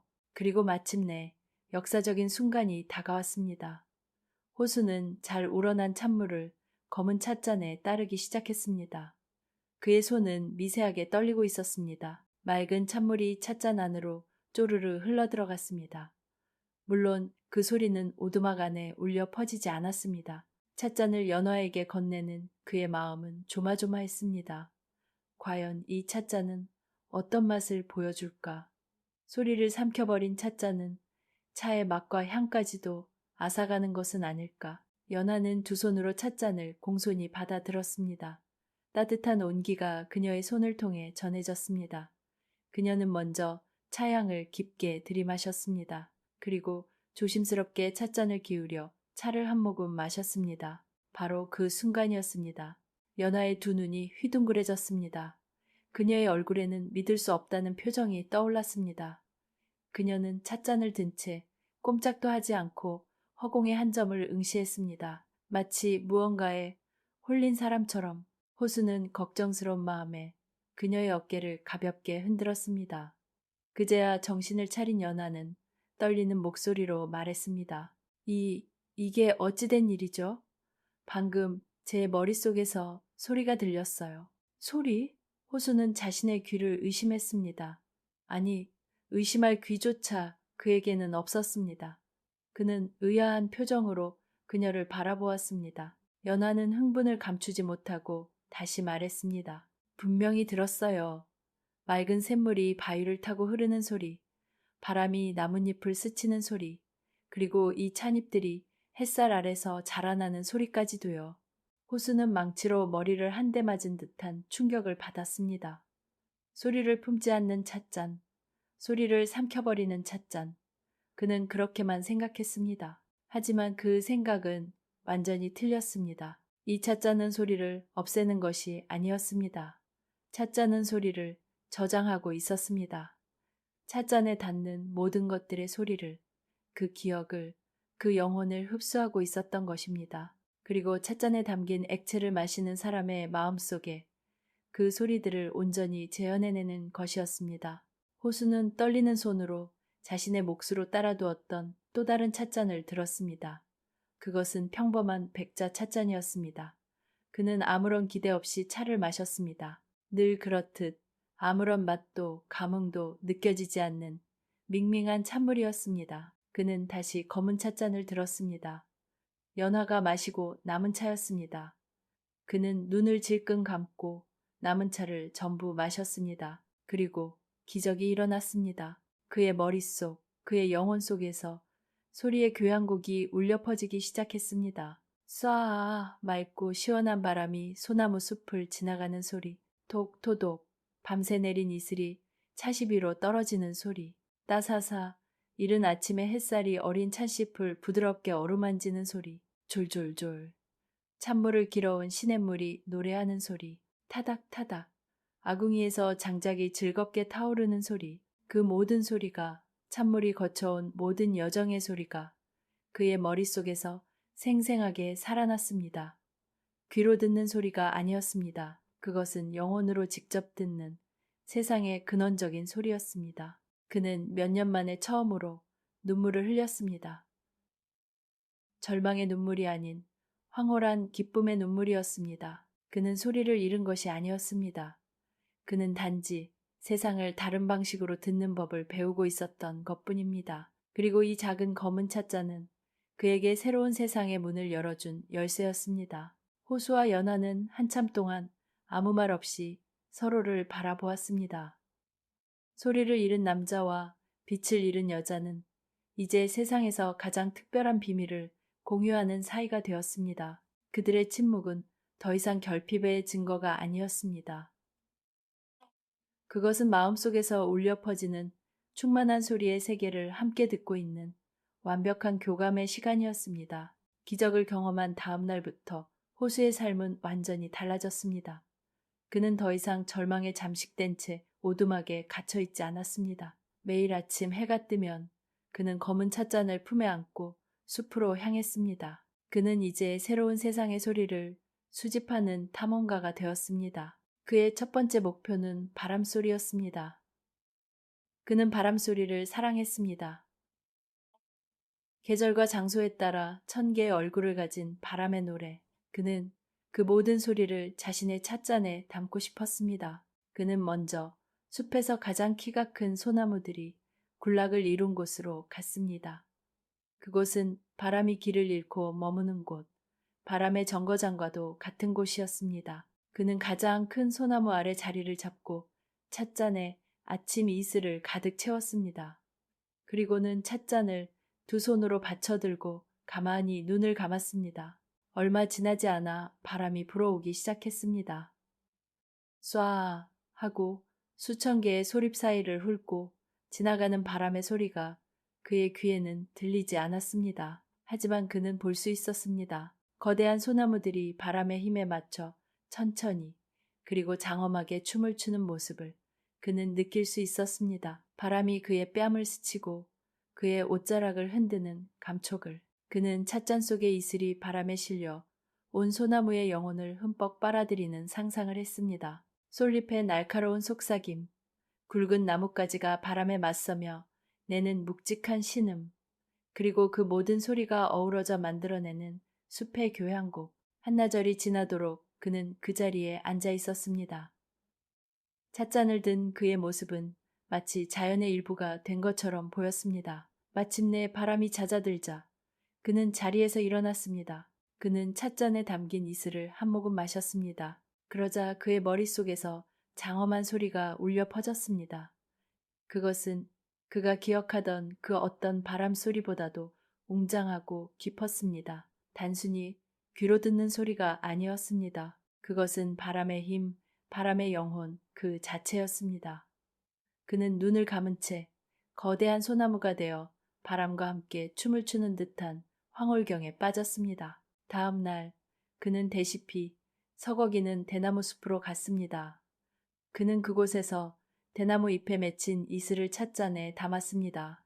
그리고 그 물을 마셨을 때 그의 머릿속에서는 사각사각 하는 맑고 청아하면서도 어딘가 서늘한 소리가 들려왔습니다. 그것은 마치 고든 절개를 지키는 선비의 옷자락이 스치는 소리 같기도 했고 비밀스러운 이야기를 속삭이는 연인의 목소리 같기도 했습니다. 그는 시냇가로 가서 조약돌 사이를 흘러가는 물을 찻잔에 담았습니다. 그러자 졸졸졸 하는 경쾌하고 명랑한 소리가 그의 마음을 채웠습니다. 그 소리는 어린 아이의 웃음소리처럼 순수하고 즐거워 그의 입가에 저절로 미소가 번지게 했습니다. 그는 비 오는 날을 기다렸습니다. 마침내 가을비가 추적추적 내리던 날, 그는 오두막 처마 밑에서 찻잔으로 빗물을 받았습니다. 토란잎 위를 구르다가 떨어지는 빗물, 나뭇잎을 때리는 빗물, 흙냄새를 머금은 빗물. 그는 그 모든 빗물을 찻잔에 모았습니다. 그리고 그 빗물을 마셨을 때 그의 세상은 수만 개의 작은 타악기가 연주하는 거대한 협주곡으로 가득 찼습니다. 투둑, 타닥, 또르르. 때로는 격정적이고 때로는 평화로운 비의 노래가 그의 영혼을 흠뻑 적셨습니다. 그는 이제 차를 끓이지 않았습니다. 숲의 모든 것이 그의 찻잎이자 찬물이었습니다. 그는 아침 이슬을 마시고 빗물을 마시고 시냇물을 마셨습니다. 그는 찻잔을 통해 숲의 모든 소리를 맛보고 듣고 느꼈습니다. 그의 얼굴에는 그늘이 사라지고 맑고 평화로운 미소가 자리 잡았습니다.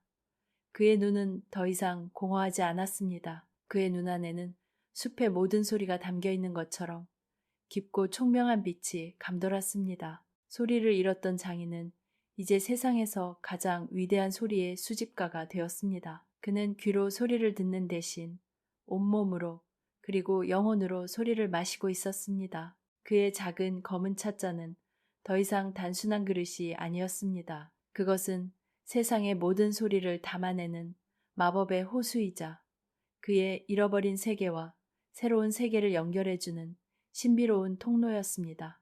호수는 자신이 발견한 이 경이로운 세계를 연하와 함께 나누고 싶었습니다.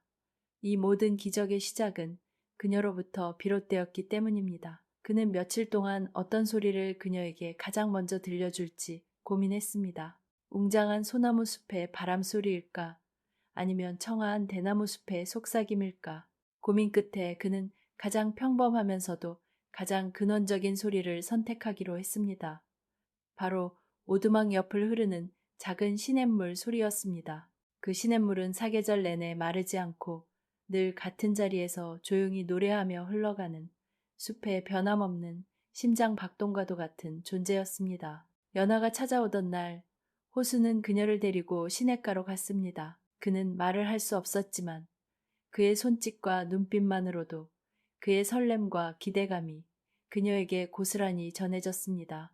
시냇가에 다다르자 연하는 걸음을 멈추고 고개를 기울였습니다.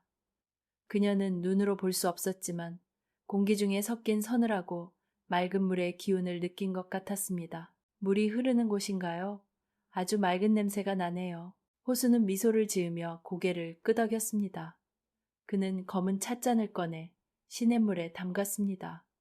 찻잔 안으로 맑은 물이 가득 차올랐습니다. 그는 찻잔을 두 손으로 공손히 받쳐들어 연하에게 건넸습니다. 연하는 조심스럽게 찻잔을 받아들었습니다. 이것은 그 고요의 찻잔이군요. 그녀는 찻잔의 감촉만으로도 그것을 알아보았습니다. 오늘은 이 물을 마셔보세요. 제가 당신에게 들려주고 싶은 첫 번째 소리입니다. 호수는 마음속으로 말했습니다. 그의 간절한 마음이 전해졌는지 연하는 작은 미소와 함께 고개를 끄덕였습니다. 그녀는 찻잔을 입가로 가져갔습니다. 그리고 차갑고 신선한 시냇물을 한 모금 마셨습니다. 순간 연하의 얼굴이 환하게 밝아졌습니다. 그녀의 입가에 번진 미소는 마치 어둠 속에서 피어나는 달맞이꽃처럼 아름다웠습니다. 그녀는 눈을 감은 채 한참 동안 그 소리의 세계에 잠겨 있었습니다. 들려요, 들려요. 그녀는 속삭이듯 말했습니다. 물이 조약돌 사이를 간지럽히며 흘러가는 소리, 작은 물고기들이 꼬리를 치며 헤엄치는 소리, 물 위에 떨어진 나뭇잎이 물결을 따라 춤추는 소리, 이 모든 것이 제 머릿속에서 그림처럼 펼쳐져요. 그녀의 목소리는 기쁨으로 가늘게 떨리고 있었습니다. 이렇게 아름다운 소리였군요. 저는 한 번도 시냇물 소리를 본 적이 없었는데 이제야 알겠어요. 소리가 어떤 색깔을 가졌는지, 어떤 모양을 하고 있는지를요. 호수는 그녀의 모습을 보며 가슴 벅찬 감동을 느꼈습니다. 소리를 잃은 자신과 빛을 잃은 그녀가 지금 이 순간 하나의 시냇물 소리를 함께 보고 듣고 있었습니다. 그들의 감각은 서로의 빈자리를 완벽하게 채워주며 하나의 완전한 세계를 만들어내고 있었습니다. 호수도 자신의 찻잔에 시냇물을 담아 마셨습니다. 그의 머릿속에서도 연하가 보고 있는 것과 똑같은 풍경이 펼쳐졌습니다. 그들은 말을 하지 않아도 서로의 마음속에서 어떤 그림이 그려지고 있는지 정확히 알 수 있었습니다. 그들의 영혼은 시냇물 소리라는 투명한 끈으로 연결되어 함께 춤을 추고 있었습니다. 그들은 한참 동안 시냇가에 나란히 앉아 있었습니다. 말을 하는 대신 그들은 번갈아 가며 시냇물을 마셨습니다. 물을 마실 때마다 그들의 세계는 더욱 풍요로워졌습니다. 그들은 시냇물의 기억 속에 담긴 지난밤의 별빛 소리, 어제 내린 소나기 소리, 그리고 아주 오래전 이 시냇물이 처음 시작되었을 때의 태초의 침묵 소리까지도 함께 들었습니다. 해질 무렵 오두막으로 돌아오는 길, 연화가 조용히 입을 열었습니다. 장인어른 고맙습니다. 제게 세상을 들을 수 있는 새로운 눈을 선물해 주셨어요. 호수는 말없이 고개를 저었습니다. 그는 그녀에게 손짓으로 말했습니다. 아니, 당신이야말로 나에게 세상을 들을 수 있는 새로운 귀를 선물해 주었소. 두 사람은 서로를 마주보며 환하게 웃었습니다. 그들의 웃음소리는 숲속에 울려 퍼지지 않았지만 그 어떤 음악보다도 아름다운 하모니를 만들어내며 고요한 숲의 저녁을 따스하게 물들였습니다. 소리를 잃은 남자와 빛을 잃은 여자. 그들은 더 이상 불완전한 존재가 아니었습니다. 그들은 서로의 세상에 기꺼이 들어가 자신의 가장 좋은 것을 나누어 줌으로써 혼자서는 결코 경험할 수 없었던 더 크고 완전한 세상을 함께 만들어가고 있었습니다. 그들의 발걸음 아래 마른 낙엽들이 부드럽게 부서지며 두 사람의 앞길을 축복해주고 있었습니다. 연화와의 교감을 통해 호수는 자신의 삶과 예술에 대한 깊은 깨달음을 얻었습니다. 그는 이제 더 이상 잃어버린 소리의 세계를 그리워하지 않았습니다. 대신 그는 자신의 내면에서 울려 퍼지는 새로운 소리에 귀를 기울이기 시작했습니다. 그가 검은 찻잔을 통해 듣는 소리들은 단순히 외부 세계의 소리를 복제한 것이 아니었습니다. 그 소리들은 그의 마음이라는 필터를 거치면서 그의 감정과 기억, 그리고 영혼과 공명하며 새로운 의미를 가진 소리로 재탄생했습니다. 예를 들어 그가 시냇물 소리를 들을 때 그는 단순히 졸졸졸 하는 소리만 듣는 것이 아니었습니다. 그는 그 소리 속에서 유년 시절의 즐거운 물놀이의 기억을 떠올렸고 젊은 날에 풋풋했던 사랑의 설렘을 느꼈으며 인생의 덧없음에 대한 철학적인 사색에 잠기기도 했습니다. 하나의 소리가 그의 내면 세계와 만나 수만 가지의 이야기와 감정을 피워내는 것이었습니다. 그는 깨달았습니다. 진정한 차의 맛이란 찻잎의 종류나 물의 온도 혹은 찻잔의 종류에만 있는 것이 아니라는 것을, 진정한 차의 맛은 차를 마시는 사람의 마음속에서 완성되는 것이었습니다. 차는 그저 매개체일 뿐 차를 마시는 행위를 통해 자신의 내면을 깊이 들여다보고 그 안에서 피어나는 이야기와 감정을 음미하는 것, 그것이야말로 다도자도의 본질이었습니다. 그는 이것을 심청다도 신팅사더라 이름 붙였습니다. 마음으로 듣는 차의 길이라는 뜻이었습니다. 그의 심청다도에는 정해진 규칙이나 형식이 없었습니다. 가장 중요한 것은 자신의 마음을 여는 것이었습니다. 그는 더 이상 귀족들을 위한 화려하고 복잡한 다도를 행하지 않았습니다. 대신 그는 자신과 그리고 찾아오는 몇 안 되는 소중한 인연들을 위한 차를 준비했습니다. 때로는 숲의 나그네가 지친 몸을 이끌고 그의 오두막을 찾아오기도 했습니다. 호수는 말없이 그에게 찻잔을 건넸습니다. 찻잔에는 그날 아침 소나무 숲에서 받아온 이슬이 담겨 있었습니다. 나그네는 영문도 모른 채 이슬을 마셨고 이내 그의 얼굴에는 놀라움과 평온함이 번졌습니다. 그의 머릿속에서는 고향집 뒷산의 바람소리가 들려왔고 어머니가 불러주시던 자장가 소리가 맴돌았습니다. 나그네는 눈물을 흘리며 말없이 호수에게 깊은 절을 하고 떠났습니다. 그의 지친 영혼은 맑은 이슬 한 잔에 담긴 소리의 위로를 받고 다시 길을 떠날 힘을 얻은 것입니다. 때로는 길 잃은 어린 사슴이 그의 오두막 근처를 서성이기도 했습니다. 호수는 찻잔에 맑은 샘물을 담아 사슴의 입가에 가져다 주었습니다. 물을 마신 사슴은 더 이상 불안에 떨지 않았습니다. 그 눈망울은 어미의 품처럼 따뜻하고 안전한 숲의 소리를 들었을 것입니다. 사슴은 한참 동안 그의 곁을 맴돌다가 숲속 깊은 곳으로 평화롭게 사라졌습니다. 연화는 그의 가장 좋은 벗이자 심청다도의 가장 깊은 이해자였습니다. 그들은 함께 다양한 소리를 수집하고 그 소리가 각자의 마음속에서 어떻게 다른 이야기로 피어나는지에 대해 이야기 물론 호수는 손짓과 표정으로를 나누었습니다. 같은 빗물 소리를 듣고도 호수는 지나간 영광의 허무함을 느꼈고 연화는 마른 대지를 적시는 생명의 환희를 느꼈습니다. 같은 달빛 소리 달빛을 받은 이슬을 마셨을 때를 듣고도 호수는 고독의 깊이를 느꼈고 연화는 어둠 속에서도 길을 밝혀주는 희망을 느꼈습니다. 그들은 서로의 다름을 통해 세상을 더욱 깊고 풍요롭게 이해할 수 있었습니다. 호수는 더 이상 세상 최고의 다인차이 아니었습니다. 그는 명성도 부도 심지어 가장 중요했던 청각마저도 잃었습니다. 하지만 그는 그 모든 것을 잃은 후에야 비로소 가장 중요한 것을 얻었습니다. 바로 자신의 내면의 소리를 듣는 법이었습니다. 그의 오두막은 이제 더 이상 유배지가 아니었습니다. 그것은 세상에서 가장 깊고 평화로운 소리를 들을 수 있는 살아있는 사원이 되었습니다. 그의 작은 검은 찻잔은 그 사원으로 들어가는 유일한 문이었습니다. 그리고 그는 그 문을 지키는 세상에서 가장 행복한 문지기였습니다. 그는 침묵 속에서 그 어느 때보다도 충만한 삶을 살고 있었습니다. 시간이 흘러 고요의 숲에 첫눈이 내리는 겨울이 찾아왔습니다. 세상의 모든 색깔과 소리가 하얀 눈 아래 깊이 잠드는 계절. 호수에게 겨울은 특별한 의미를 가졌습니다. 그것은 침묵이 가장 순수한 형태로 존재하는 시간이었기 때문입니다. 그는 이른 새벽, 아직 아무도 밟지 않은 눈밭 위를 걸었습니다. 그의 발자국이 하얀 캔버스 위에 첫 붓질처럼 선명하게 찍혔습니다. 그는 소복이 쌓인 눈을 한 줌 떠서 검은 찻잔에 담았습니다. 차갑고 깨끗한 눈의 감촉이 그의 손끝을 통해 전해져 왔습니다. 오두막으로 돌아온 그는 아궁이에 불을 지폈습니다. 따뜻한 온기에 찻잔 속의 눈이 서서히 녹기 시작했습니다.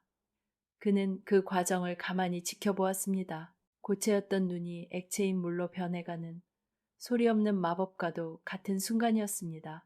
눈이 완전히 녹아 맑은 물이 되자 그는 찻잔을 들어 천천히 마셨습니다. 그리고 그의 머릿속에서는 그가 지금까지 들어왔던 그 어떤 소리와도 다른 새로운 차원의 소리가 울려 퍼지기 시작했습니다.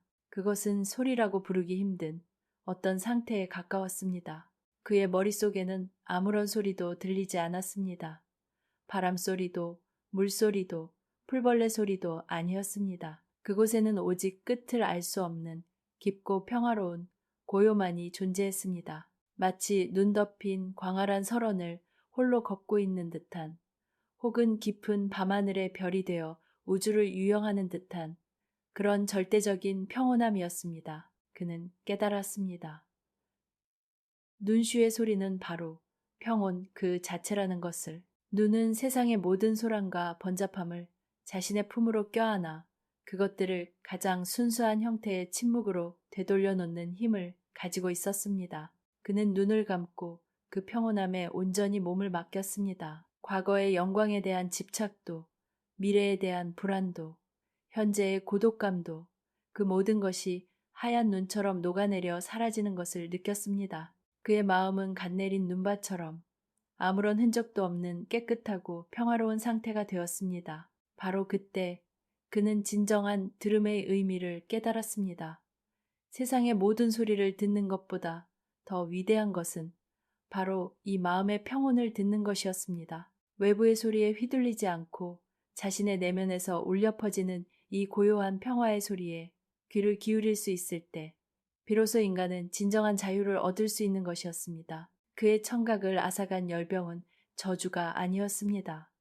그것은 그에게 이 위대한 진리를 가르쳐 주기 위한 운명의 선물이었습니다. 그는 귀가 멀었기에 비로소 마음의 귀를 뜰 수 있었고 세상의 소리를 잃었기에 비로소 세상에서 가장 위대한 소리를 들을 수 있게 된 것입니다. 그날 이후 그는 더 이상 새로운 소리를 찾아 숲을 헤매지 않았습니다. 그는 오두막에 앉아 그저 자신의 내면에서 울려 퍼지는 평온의 소리를 듣는 것만으로도 충분히 행복했습니다. 그의 존재 자체가 하나의 깊은 울림을 가진 악기가 된 것 같았습니다. 가끔 연화가 찾아오면 그는 그녀에게 눈 녹인 물을 대접했습니다. 물을 마신 연하는 아무 말 없이 미소만 지었습니다. 그녀 또한 그 평온의 소리를 들었을 것입니다. 두 사람은 말을 하지 않아도 가장 깊은 차원에서 서로의 평화를 느끼고 공유할 수 있었습니다. 어느덧 그의 명성을 기억하는 사람은 아무도 없게 되었습니다. 수도에 화려했던 다인 호수는 세상에서 잊혀졌습니다. 하지만 고요의 숲 깊은 곳에는 세상에서 가장 위대한 소리를 담은 찻잔을 가진 한 노인이 살고 있다는 전설 같은 이야기가 바람결에 실려 전해질 뿐이었습니다. 그는 모든 것을 잃었지만 동시에 모든 것을 얻었습니다. 그는 마침내 깨달았습니다. 세상에서 가장 아름다운 차는 가장 비싼 찻잎이나 화려한 기교로 만들어지는 것이 아니라 차를 끓이는 사람의 평온한 마음 속에서 우러나온다는 것을, 그리고 세상에서 가장 위대한 소리는 요란한 음악이나 자연의 소리가 아니라 바로 우리 각자의 마음 속에 존재하는 평온이라는 것을. 눈이 소복이 쌓인 겨울밤, 호수는 따뜻한 아랫목에 앉아 자신의 검은 찻잔을 물끄러미 바라보았습니다. 찻잔은 여전히 말이 없었습니다. 하지만 그는 그 침묵 속에서 세상에서 가장 아름답고 위대한 노래를 듣고 있었습니다. 고요의 숲에 또다시 깊고 평화로운 밤이 찾아왔습니다. 겨울 하늘은 유난히 더 맑고 투명해서 마치 검은 벨벳 위에 누군가 잘 닦은 다이아몬드를 흩뿌려 놓은 것처럼 수많은 별들이 총총히 빛나고 있었습니다. 호수는 연화와 함께 오두막 앞에 툇마루에 나란히 앉아 있었습니다. 그들의 앞에는 작은 찻상이 놓여 있고 그 위에는 검은 찻잔 2개가 밤하늘을 조용히 담아내고 있었습니다. 오늘 밤 호수는 아주 특별한 차를 준비했습니다. 그는 찻잔에 물 대신 밤의 정수를 담기로 했습니다. 그는 찻잔을 밤하늘 아래 밤새 놓아두었습니다. 차갑고 깨끗한 밤 공기와 하늘에서 쏟아지는 별빛을 찻잔 가득 담기 위해서였습니다. 새벽녘, 그는 별빛의 기운을 가득 머금은 찻잔을 조심스럽게 거두어 들였습니다. 찻잔 안에는 아무것도 들어있지 않았지만 그는 그 안에 지난밤의 모든 별들의 이야기가 담겨 있음을 알 수 있었습니다. 그는 연화에게 찻잔 하나를 건넸습니다. 연화는 두 손으로 공손히 찻잔을 받아들고 그 안에 담긴 보이지 않는 것을 느끼려는 듯 가만히 눈을 감았습니다. 그녀의 얼굴 위로 아직 희미하게 남아있는 별빛이 부드럽게 쏟아져 내렸습니다. 오늘 밤 우리는 별빛을 마실 겁니다. 호수는 마음속으로 속삭였습니다. 두 사람은 천천히 그리고 동시에 찻잔을 기울였습니다. 아무것도 없는 찻잔에서 무언가를 마시는 행위는 하나의 경건한 의식과도 같았습니다. 그리고 그들의 마음속에서는 지금까지 경험해 보지 못했던 가장 신비로운 세계가 펼쳐졌습니다. 그것은 소리도 상태도 아니었습니다. 그것은 풍경이었습니다.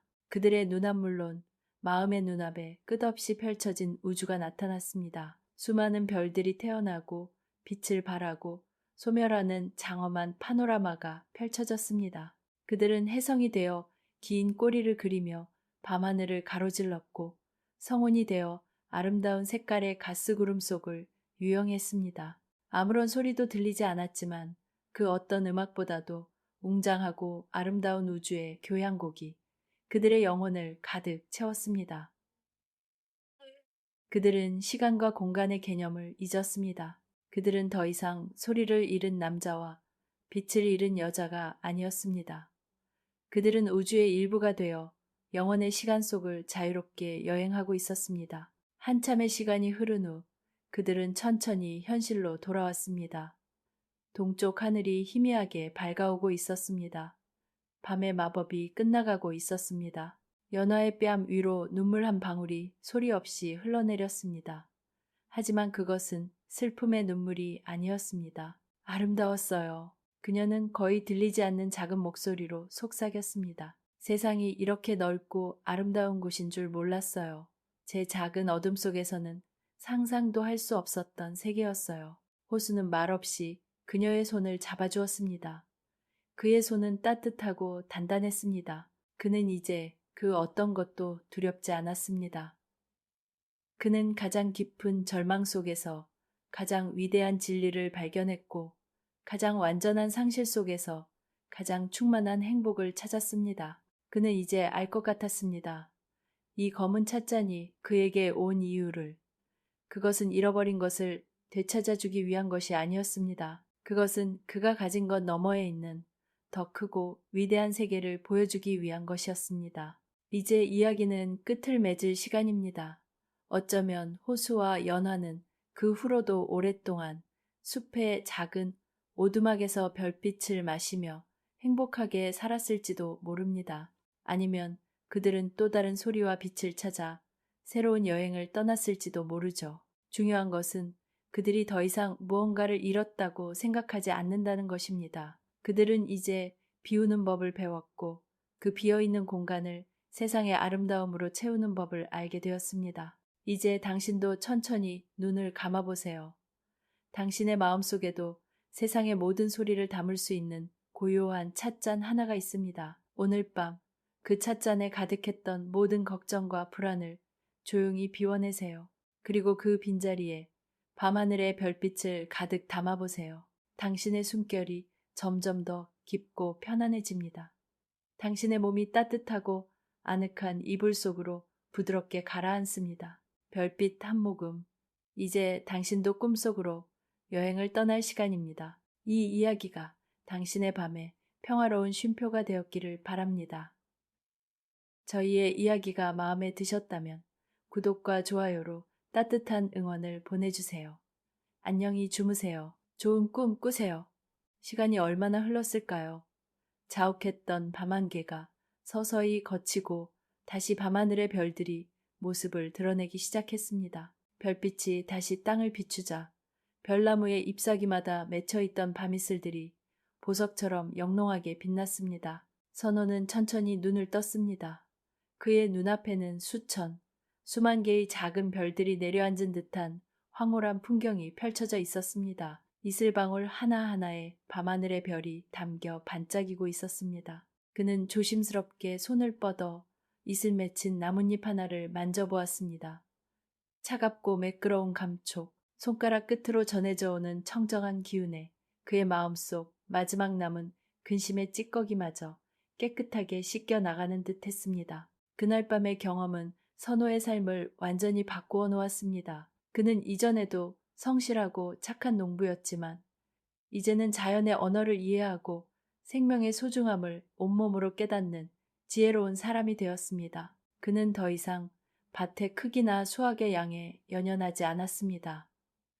대신 매일 밤 별나무 아래에서 밤에 교향곡을 들으며 살아있음의 충만함을 느끼는 것에 감사했습니다. 그는 가난했지만 세상 누구보다 부유한 마음을 가지게 되었습니다. 별나무의 열매들은 선호의 평온한 마음을 자양분 삼아 달빛과 별빛을 듬뿍 받으며 무럭무럭 자라나고 있었습니다. 그 열매들 안에는 밤의 고요함과 별의 신비, 그리고 한 농부의 순수한 마음이 함께 연그러가고 있었습니다. 조용한 전설은 이제 곧 그 결실을 맺을 준비를 하고 있었습니다. 별나무가 자라면서 선호의 언덕에는 새로운 손님들이 찾아오기 시작했습니다. 밤이 깊어지고 별나무가 은은한 빛을 발하기 시작하면 어디선가 수십, 수백 마리의 반딧불이들이 나라와 나무 주위를 맴돌며 춤을 추기 시작했습니다. 반딧불이들은 저마다 작은 등불을 켠 채 느리고 우아한 궤적을 그리며 날아다녔습니다. 그 모습은 마치 밤하늘의 별들이 땅으로 내려와 춤을 추는 것 같기도 했고 고요한 밤의 축제를 위한 작은 요정들의 행렬 같기도 했습니다. 별나무의 은은한 빛과 반딧불이의 깜박이는 빛이 한데 어우러져 선호의 척박한 돌밭은 세상에서 가장 환상적이고 아름다운 공간으로 변모했습니다. 선호와 그의 가족은 매일 밤 이 경이로운 빛의 축제를 넋을 잃고 바라보았습니다. 특히 어린 딸은 반딧불이 춤을 가장 좋아했습니다. 아이는 손을 뻗어 반딧불이를 잡으려 하다가도 이내 그들의 평화로운 춤을 방해하고 싶지 않은 듯 조용히 손을 내렸습니다. 아버지, 반딧불이들은 왜 별나무를 좋아해요? 어느 날 밤 딸이 선호에게 물었습니다. 선호는 딸을 무릎에 앉히고 부드럽게 대답해 주었습니다. 글쎄다. 아마 별나무의 빛이 따뜻하고 좋아서 그런 게 아닐까? 마치 우리처럼 말이다. 사람도 벌레도 모두 따뜻하고 좋은 것을 좋아한단다. 그의 말대로 별나무의 빛에는 사람의 마음을 끄는 신비로운 힘이 있었습니다. 그 빛은 눈을 부시게 하는 강렬한 빛이 아니라 마음을 편안하게 하고 영혼을 위로하는 부드럽고 따뜻한 빛이었습니다. 반딧불이들은 본능적으로 그 생명의 빛을 알아보고 모여드는 것이었습니다. 선호는 반딧불이의 춤을 보며 땅속 깊은 곳에 있는 별나무의 뿌리를 생각했습니다. 눈에 보이는 줄기와 잎, 그리고 아름다운 빛의 춤이 있기까지 땅속에서는 어떤 일이 벌어지고 있을까? 그는 별나무 아래에 가만히 귀를 대어 보았습니다. 물론 아무 소리도 들리지 않았습니다. 하지만 그는 마음의 귀로 들을 수 있었습니다. 어둠 속에서 묵묵히 자신의 소임을 다하는 뿌리들의 조용한 노래를 말입니다. 그는 상상했습니다. 별나무의 뿌리들이 얼마나 힘겹게 돌멩이 사이를 비집고 메마른 흙을 파고들며 뻗어나가는지를, 얼마나 깊고 또 얼마나 넓게 그물망처럼 뻗어 이 거대한 나무를 지탱하고 있는지를. 그 뿌리들은 단 한순간도 쉬지 않고 땅속 깊은 곳에 물과 양분을 찾아 헤매고 그것을 나무의 가장 높은 가지 끝까지 밀어올리고 있었습니다. 보이지 않는 곳에서 이루어지는 그 위대한 노력, 화려한 반딧불이의 춤 아래에서 땅속 깊은 곳에서는 침묵 속의 치열한 생존과 성장이 계속되고 있었습니다. 선호는 자신의 삶을 돌아보았습니다. 지주에게 땅을 빼앗기고 이 척박한 언덕으로 쫓겨났을 때 마을 사람들의 비웃음 속에서 홀로 밤새 밭을 갈았던 날들, 그 시간들은 마치 별나무의 뿌리처럼 누구도 알아주지 않는 어둡고 고독한 시간이었습니다. 하지만 그 시간들이 있었기에 지금의 자신이, 그리고 이 별나무가 존재할 수 있었습니다. 그는 깨달았습니다. 모든 위대한 것들은 보이지 않는 곳에서의 헌신과 노력을 바탕으로 이루어진다는 것을. 화려한 꽃과 열매는 묵묵히 어둠을 견뎌낸 뿌리가 있었기에 가능한 것이라는 사실을. 그날 이후 선호는 별나무의 뿌리를 위해 특별한 일을 하기 시작했습니다. 그는 주변의 부드러운 흙을 긁어모아 나무의 밑동을 덮어주었고 마른 풀들을 모아 뿌리 주변을 덮어 흙의 수분이 날아가지 않도록 했습니다. 비가 오는 날이면 빗물이 뿌리 쪽으로 잘 흘러 들어갈 수 있도록 작은 물길을 만들어주기도 했습니다. 그의 정성에 보답하듯 별나무는 더욱 튼튼하고 건강하게 자라났습니다. 이제는 약한 비바람에도 흔들리지 않을 만큼 굳건해졌습니다. 그리고 나뭇가지에 매달린 열매들은 점점 더 크고 단단하게 연그러갔습니다. 반딧불이의 수도 나날이 늘어났습니다. 이제는 온 언덕이 반딧불이의 빛으로 뒤덮여 밤에도 길을 잃지 않을 정도였습니다. 그 빛은 마을에서도 보이기 시작했습니다. 마을 사람들은 언덕 위에서 밤마다 펼쳐지는 신비로운 빛의 향연을 보며 수군거리기 시작했습니다. 저게 대체 무슨 빛이람? 필시길 잃은 별들이 내려와 노는 것일게야. 어떤 이들은 두려워했고 어떤 이들은 호기심을 가졌습니다. 하지만 누구도 감히 그 빛의 정체를 확인하러 언덕에 오르지는 못했습니다. 그 빛이 너무나 성스럽고 신비롭게 느껴졌기 때문입니다. 오직 선호의 가족만이 그 빛의 중심에서 매일 밤 고요한 축제를 즐기고 있었습니다. 그들은 반딧불이의 춤을 보며 함께 노래를 불렀고 별나무의 뿌리를 느끼며 감사의 기도를 올렸습니다. 별나무와 반딧불이 그리고 선량한 농부의 가족, 그들은 서로에게 빛이 되어주며 고요하고 아름다운 밤의 전설을 함께 써내려가고 있었습니다. 그리고 땅속 깊은 곳에서는 세상의 모든 빛나는 것들을 위한 조용한 뿌리의 노래가 멈추지 않고 울려 퍼지고 있었습니다.